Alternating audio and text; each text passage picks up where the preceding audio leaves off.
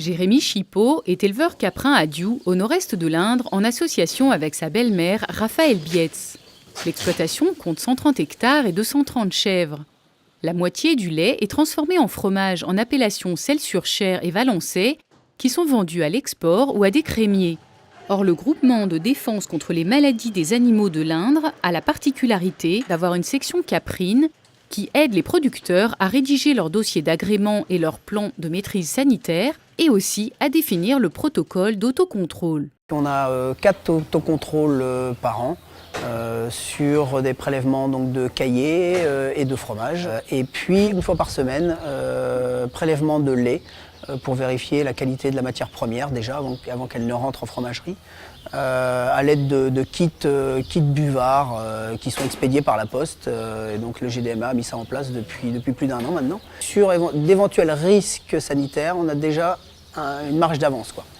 Bérénice Lamoureux, vétérinaire conseil au GDMA 36 depuis 1998, accompagne 80 producteurs fromagers, caprins et bovins, dont la moitié en agrément sanitaire.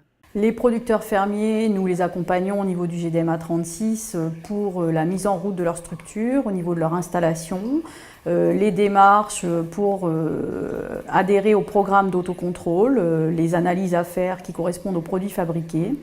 Ensuite, la rédaction, l'accompagnement à la rédaction du dossier d'agrément sanitaire européen et plus particulièrement du plan de maîtrise sanitaire.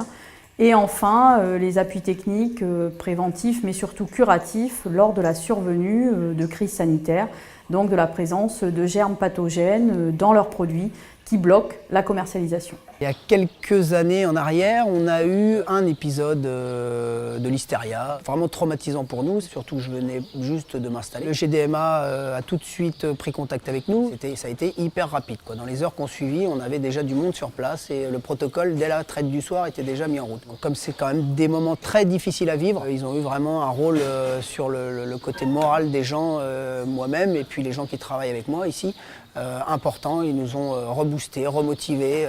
Et voilà, et donc ça a été énorme, ça a été hyper important, quoi.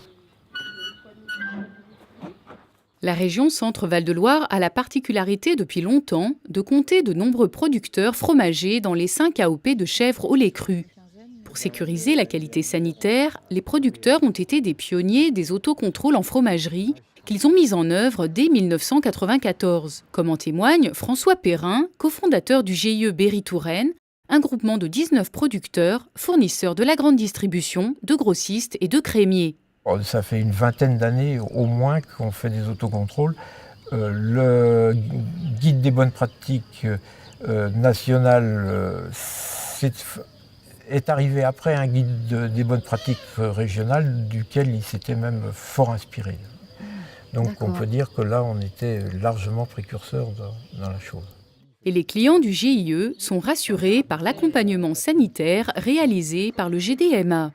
Notre appartenance à des groupements sanitaires nous met à disposition des personnes compétentes qui sont formées pour, et alors que nous, on n'a pas dans nos petites structures de personnes responsables qualité qui soient du même niveau de compétences. De son côté, la fromagerie Jacquin à La Vernelle dans le nord de l'Indre collecte 35 producteurs en lait et fromage à affiner. Elle fait appel à l'expertise de Bérénice Lamoureux du GDMA 36 en cas de contamination afin de gérer rapidement la crise. Nous réalisons des analyses de lait donc, à chaque collecte de lait. Quand une citerne est positive, donc on refait analyser tous les producteurs et c'est ainsi que commence le suivi du producteur. Donc, du coup, on contacte le producteur et ensuite, à travers d'autres analyses, on peut faire intervenir le GDMA pour faire des suivis plus poussés avec des audits élevage et des recherches éventuellement sur les chèvres. Pendant le temps en fait, que dure le suivi du producteur, la laiterie continue à collecter son lait en fait, pour l'utiliser en tant que lait pasteurisé. Au niveau d'un producteur fermier, lui conserve quand même le revenu du lait, donc qui est moindre par rapport au revenu du fromage, mais qui est quand même un revenu par rapport à un fermier qui serait tout seul et qui ne pourrait pas vendre son lait. Le GDMA 36 apporte aussi un appui financier aux producteurs pour les autocontrôles et les analyses supplémentaires en cas de contamination. Enfin, il travaille avec les services de l'État pour agir efficacement en cas de crise.